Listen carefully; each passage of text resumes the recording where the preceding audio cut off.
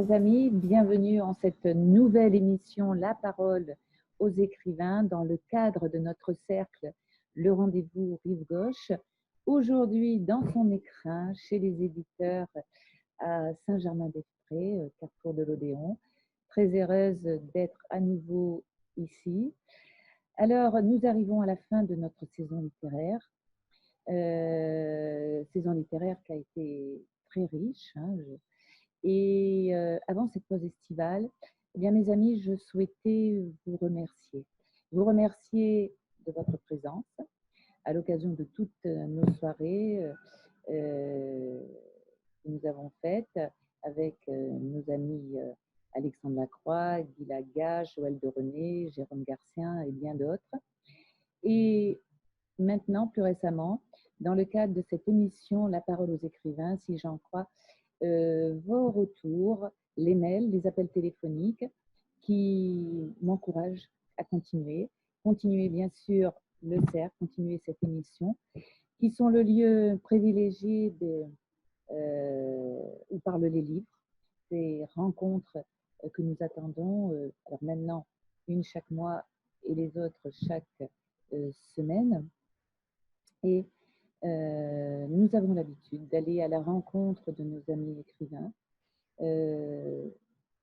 Qui sont-ils et d'aller de fait à la rencontre de leurs œuvres, à la rencontre de leurs publications, et ainsi répondre bien sûr à tous nos questionnements et accueillir leurs messages, leurs expériences, leurs idéaux. Alors c'est vrai que nous venons de vivre une période un peu particulière et nous sommes tous dans un processus de résilience, un processus de reconstruction et qui a mis en exergue ce que nous partageons régulièrement depuis maintenant de nombreuses années, c'est cette interrogation sur que notre époque est en quête de sens et nous aussi. Alors, bien sûr, les chemins divergent, mais les constantes émergent, mettant un lieu commun, rassemblant un lieu commun des sciences humaines, des philosophies, des spiritualités, des psychologies également. Alors, nous allons continuer bien sûr à la rentrée. Je souhaitais vous donner rendez-vous fin août pour la première émission La parole aux écrivains avec Julia de Funès et également Diane de Cellier, nous en parlerons, et également ensuite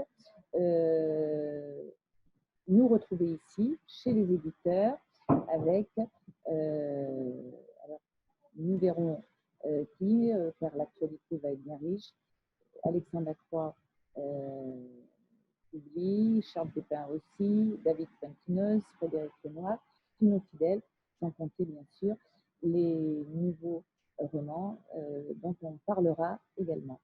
Voilà mes chers amis, je rappellerai également que le vendredi 2 octobre, la 4e édition de notre prix Marco Polo se déroulera bien sûr à Venise, à l'Université internationale de Venise.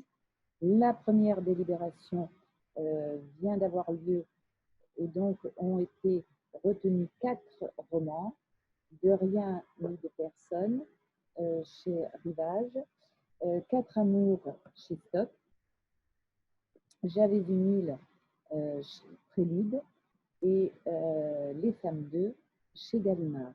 Alors la nouvelle délibération aura lieu début septembre.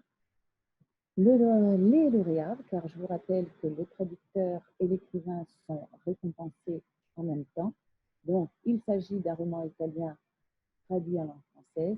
Et cette année, l'édition aussi aura un caractère particulier, car nous célébrerons la résilience de Venise, bien sûr, autour du message de Dante, puisque nous allons rentrer dans la 700e année de son décès. Et donc, la cérémonie avec un récital sur l'Italie romantique sera enrichie de toutes ces actualités. Alors, mes chers amis, je vous souhaite un très bel été. Lisez, bien sûr. partager avec tous le goût de l'écriture, le goût de la découverte, toutes ces saveurs d'un été bien coloré après cette période un peu particulière. Et bien sûr, je vous retrouve avec le même élan à la rentrée. Alors, à très vite et très très belle été.